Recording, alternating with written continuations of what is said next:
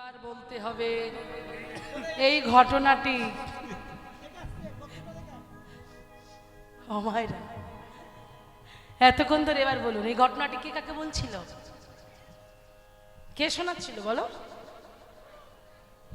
এই রে, লজ্জা পাচ্ছ কেন? তোমাদের গ্রামের অনুষ্ঠান তোমরা এত লজ্জা পেলে হয়? হ্যাঁ বাহ, এদিক থেকে তাহলে বোঝা গেছে কে কাকে শোনাচ্ছিল। মায়েরা বুঝতে পেরেছেন এতক্ষণ ধরে এই কথাটা কাকে বলছিল, কে শোনাচ্ছিল? হ্যাঁ, মোড়ল মশাই। মোড়ল মশাই গিন্নিমাকে শোনাচ্ছিলেন। আর গিন্নিমা আগে প্রশ্নটা করেছিল যে আসার সময় দেখলাম পথের মাঝ কেন, অত বড় গর্ত কেন, এটা ওনার মনে সংশয় হয়েছিল। তো সেই জন্য সন্দেহটা কাটানোর জন্য বললেন যে এই গর্ত থেকে আমরা নিতাই গৌরকে পেয়ে। এইবার আর একটা প্রশ্ন বাকি রইল। কি প্রশ্ন? কেন 3 বছরের খাজনা দিতে পারি নাই? বললেন গর্ত থেকে নিতাই গৌরকে পেয়েছি, কিন্তু ভগবান রাখবো কোথায়, আমরা গরিব মানুষ। তাই নিতাই গৌরকে রাখতে গেলে মন্দির দরকার। সেই মন্দিরটা তৈরি করতে গিয়ে লোকের কাছে যা চেয়েছি, যে যা দিয়েছে তাই ভিক্ষা করে মন্দিরটা তৈরি করতে গিয়ে আমরা খাজনা দিতে পারি। এই কথাটা বলার আগেই না গিন্নিমার চোখে জলটা ছলছল করে উঠল। কোন জাতের বিচার আর চললো না, জাতের বিচার নেই, ছুটে গিয়ে হাতটা ধরেছে। হ্যাঁ, জমিদার গিন্নি হয়ে মোড়লের হাত ধরেছে। দেখুন ধরে বলছে, মোড়ল মশাই আমার টাকা পয়সা চাই না, আমার খাজনা টাজনা কিচ্ছু চাই না, আমার একটা জিনিস ইচ্ছা। এবার উনি নত জানু হয়ে এইভাবে হাত জোড়ো করে উনি যেন, হ্যাঁ উনি মানে একেবারে ডুবে গেছেন, উনি যেন ভিক্ষার মতো করে চাইছেন। বলছেন মোড়ল মশাই আমাকে দিতে হবে না, আমি চাইছি আপনার কাছে। ইচ্ছি গিন্নি ভাই আপনি কি বলছেন? মোড়ল মশাই আমি দেখতে চাই কোথায় রাখা আছে, কোন মন্দিরে রাখা আছে। আমি দেখতে চাই, আমি আমার গৌরকে দেখতে চাই। হ্যাঁ হ্যাঁ, তার সঙ্গে আমি শুনলাম গৌর শুধু একা নয়, নিতাইও আছে। আমি যাব, আমার নিতাইকে দেখতে যাব, আমার গৌরকে দেখতে যাব। গৌর হরি, নিতাই গৌর প্রেমানন্দে একবার হরিব।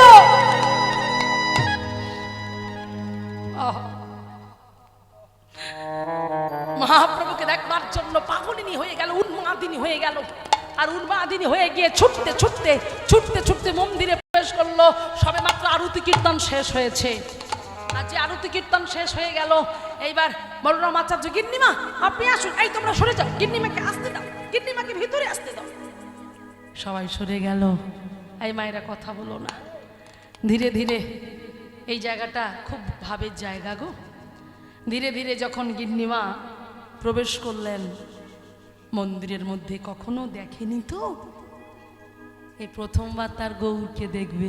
আহা, এই প্রথমবার তার নিতাইকে দেখবে। মন্দিরের মধ্যে এক পা করে প্রবেশ করেছে। দেখো মায়েরা কিভাবে ভালোবাসতে হয় শিখুন। মন্দিরে প্রবেশ করে দরজাটা বন্ধ করে দিয়েছে। আর দরজাটা বন্ধ করে দিয়ে দেখতে পেলেন সেই সিংহাসনের উপরে কি অপূর্ব সুন্দর শোভা।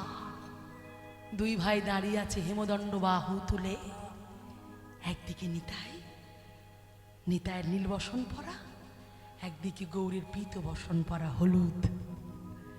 দুজনের গলায় গড়ে গড়ে রজনীগন্ধা ফুলের মালা। অপূর্ব শোভা, অপূর্ব দৃশ্য। আমি বলছি আমার গায়ে কাঁটা দিচ্ছে। বুঝতে পারছেন তাহলে ওখানে চন্দ্রশশী দেবীর কি হয়েছে? পাশে জ্বলছে প্রদীপ, টিপ টিপ টিপ করে আলো, ধূপের ধোঁয়ায় সৌরভিত করে তুলেছে চারিদিকে। অপূর্ব সুন্দর শোভা দর্শন করতে করতে চন্দ্রশশী দেবী আরো এগিয়ে গেলেন, আর কাছে গিয়ে তুলে নিলেন নিতাই, তুলে নিলেন গৌরকে। নিতাই আর গৌরকে যখন হাতে তুলে নিলেন, হাতে তুলে নিয়ে প্রাণ ভরে দর্শন করছেন। নিতাই গৌর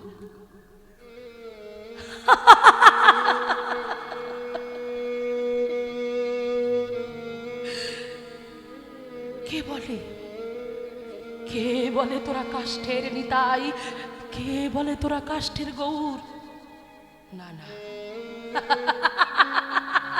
আমার তো একবার মনে হচ্ছে না যে তোরা কাষ্ঠের নিতাই, তোরা কাষ্ঠের গৌর। আমার একবারের জন্য মনে হচ্ছে না, আমার একবারের জন্য মনে হচ্ছে না।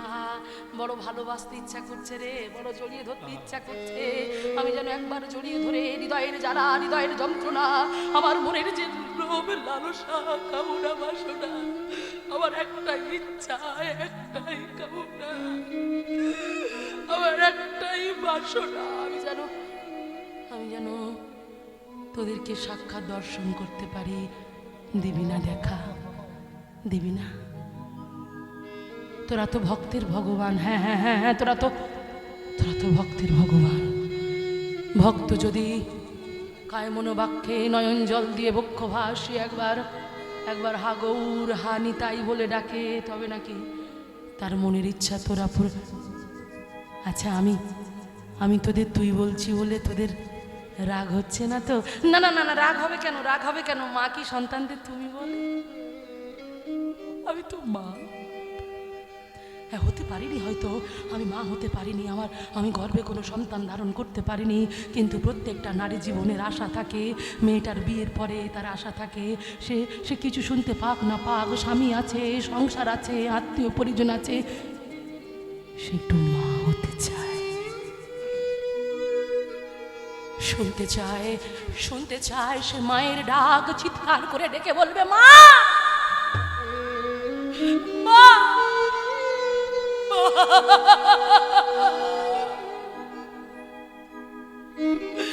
কিন্তু আমি অভাগিনী, আমি মা হতে পারিনি।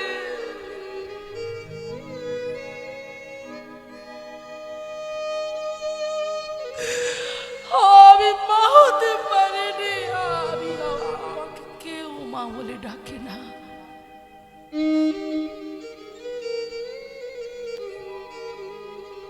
জগতের সংসারে আমাকে মা বলে ডাকার মতো কেউ নাই।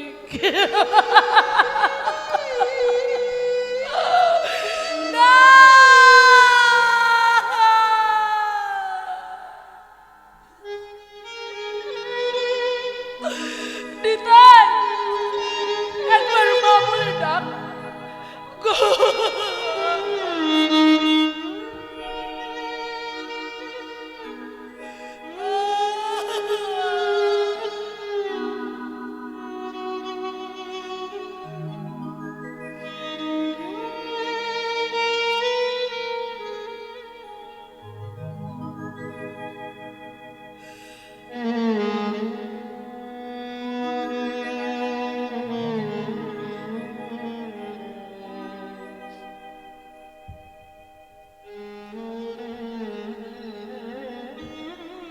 আমরা যদি এই আকুলতা ব্যাকুলতা নিয়ে ভগবানকে ডাকতাম না, ভগবান ঠিক আসতো। আমরা তো বলতে পারি না। দেখুন, এইভাবে যদি আমরা কেউ কখনো ভগবানের সঙ্গে কথা বলতে পারতাম, সেই বিগ্রহের সামনে দাঁড়িয়ে যদি এইভাবে বলতে পারতাম, গৌর তুমি আমার, আমি তোমার, তুমি আমার, আমি তোমার,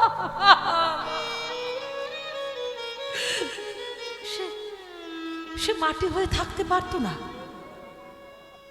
থাকতে পারতো না, সে পাথর হয়ে থাকতে পারতো না, সে থাকতে পারতো না, সে কাষ্ঠ হয়ে থাকতে পারতো না। আমাদের আত্মনাদ, আমাদের ব্যাকুলতা তাকে পাগল করেনি। আমরা ডাকতে পারিনি বলে ভগবান আমাদের কাছে আসে না। বলতে হবে, হ্যাঁ বলতে হবে, যেতে হবে, তার কাছে বসতে হবে। নিতাই, মা বলবি না? এই গৌর, মা বলবি না? মা বল না, শুধু একটু মা ডাকটার জন্য আমি দাঁড়িয়ে আছি, আমাকে একটুবার মা বল না, আমাকে একটুবার মা বলে ডাক না রে, আমাকে মা বলে ডাক। নয়ন জলে বক্ষটা ভাসিয়ে কাঁদতে কাঁদতে মা বেরিয়ে গেল।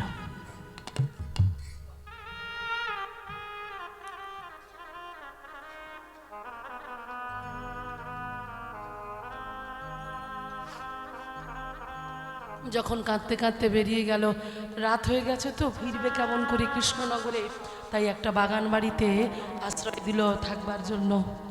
সেখানে তিনি রাতটুকু থাকবেন আজকে। কিন্তু ভগবান সব সইতে পারে, একটা জিনিস সইতে পারে না, সেটা হচ্ছে ভক্তের চোখের জল। ভক্ত যদি এমন করে কাঁদে, ভগবান কি না এসে থাকতে পারে? আমরা তো কোনোদিন বলিও নি। যদি এইভাবে বলতে পারতাম কখনো ভগবানের সামনে বসে, তুমি অবসর যদি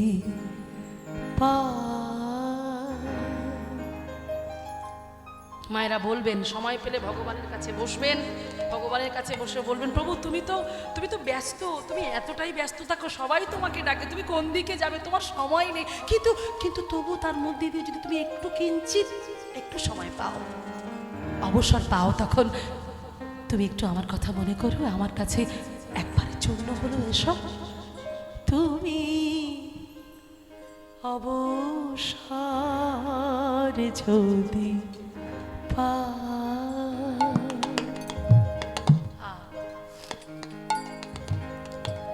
ক্ষণিকের তরে আমার দুয়ারে, ক্ষণিকের তরে আমার দুয়ারে, ক্ষণিকে সে দাঁড়া অবসর যদি পাও, তুমি অবসর যদি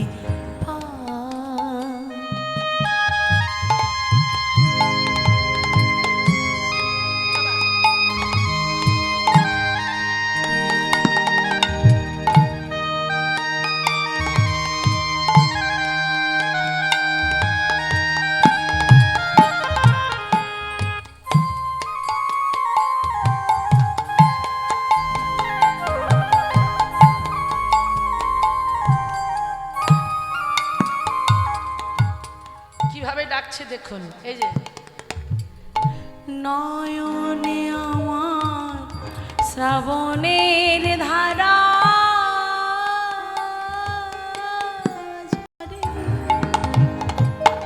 দাও গো মুছায়ে ও দুটি কমল কারে, নয়নে আমার শ্রাবণের ধারা ঝরে।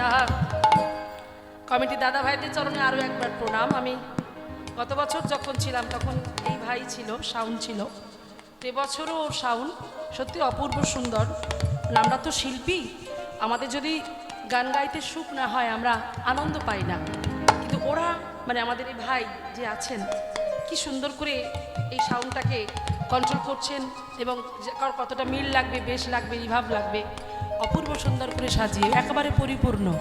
কারণ জানবেন, যন্ত্র যদি পড়ে থাকে লক্ষ জনের মাঝে, যন্ত্রী বিনা কি সেই যন্ত্র বাজে? তাই এটা যন্ত্র, একে চালাচ্ছে যন্ত্রী, ওর হাত ভালো তাই ভালো যন্ত্রী চলছে।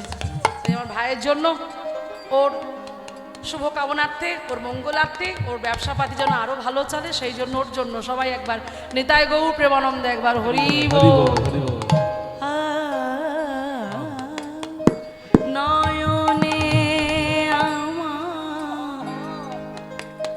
শ্রাবণের ধারা ঝরে, দাও গো মুছায় ও দুটি কমল কারে, আমার নয়ন আকুল হৃদয় ব্যাকুল, আমার নয়ন আকুল হৃদয় ব্যাকুল, অকুরে কুল মিলা অবসর যদি পাও, তুমি অবসর যদি পাও, তুমি অবসর যদি পাও, তুমি অবসর যদি, অবসর যদি, অবসর যদি পাও।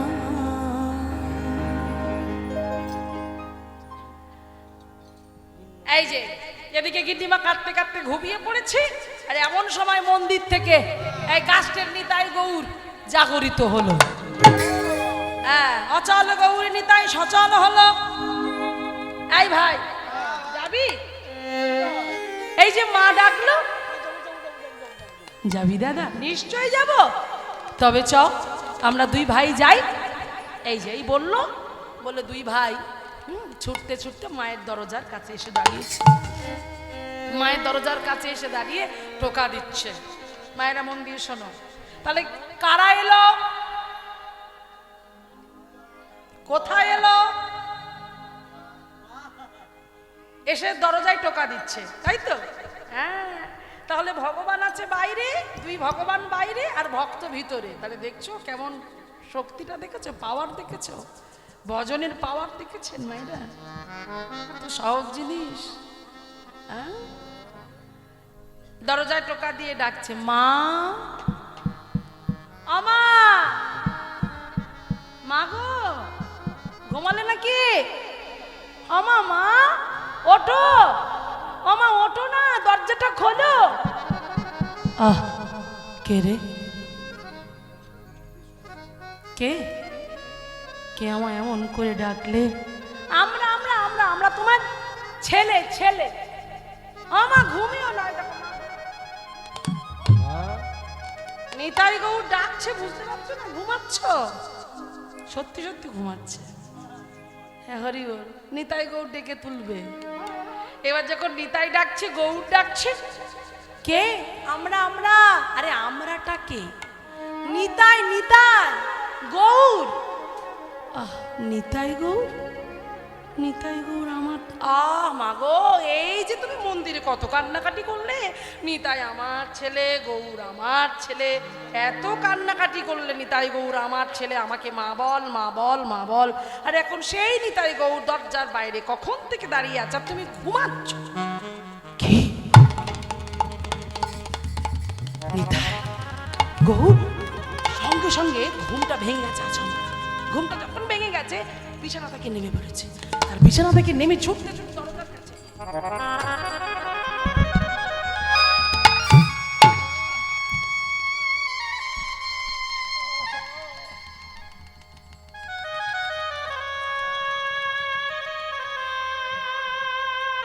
দেখলো